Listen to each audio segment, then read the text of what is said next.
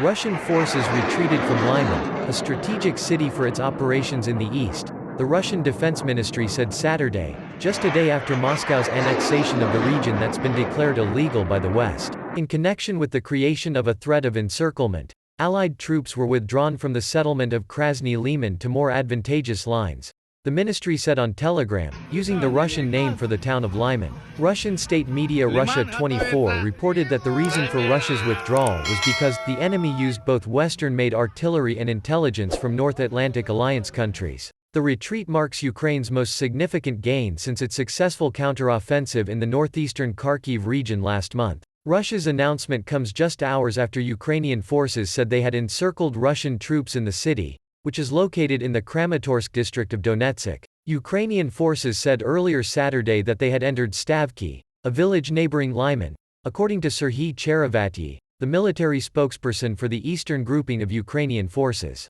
The Russian group in the area of Lyman is surrounded. The settlements of Yampil, Novoselivka, Shandry Ho-Lov, Drobysheva, and Stavky are liberated. Stabilization measures are ongoing there, Cherevati said in a televised press conference on Saturday morning. The liberation of Lyman is important, because it is another step towards the liberation of the Ukrainian Donbass. This is an opportunity to go further to Kreminna and Severodonetsk.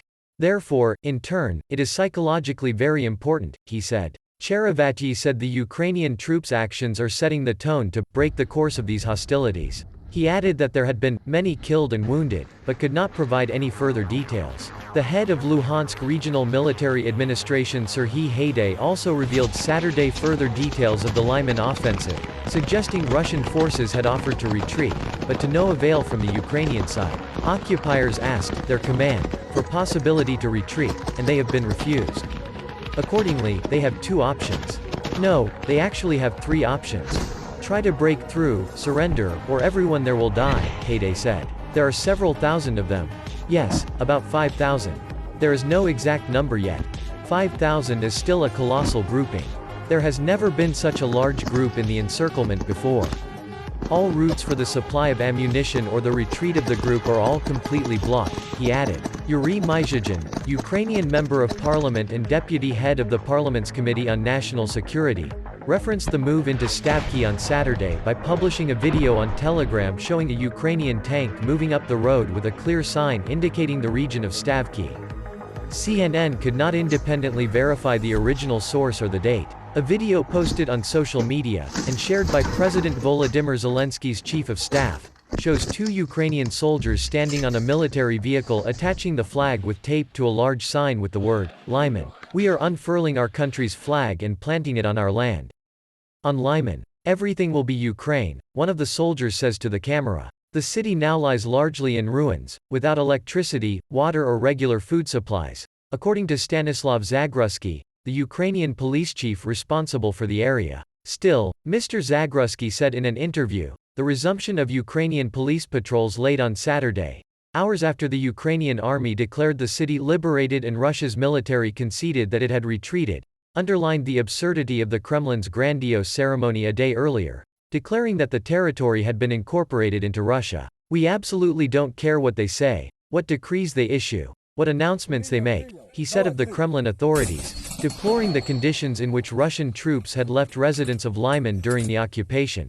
They did absolutely nothing for the people all this time. They didn't try to restore electricity or water and people lived without regular food supplies, he went on, adding that many residents needed medical care. It was unclear how many people remained in the city, which had a pre-war population of 20,000.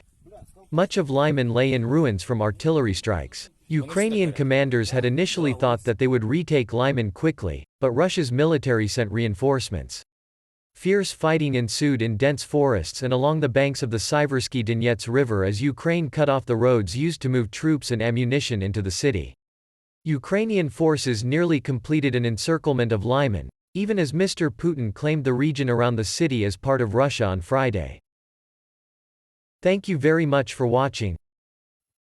We hope you enjoyed this episode. Don't forget to hit the like and subscribe button so you can be alerted to our next video.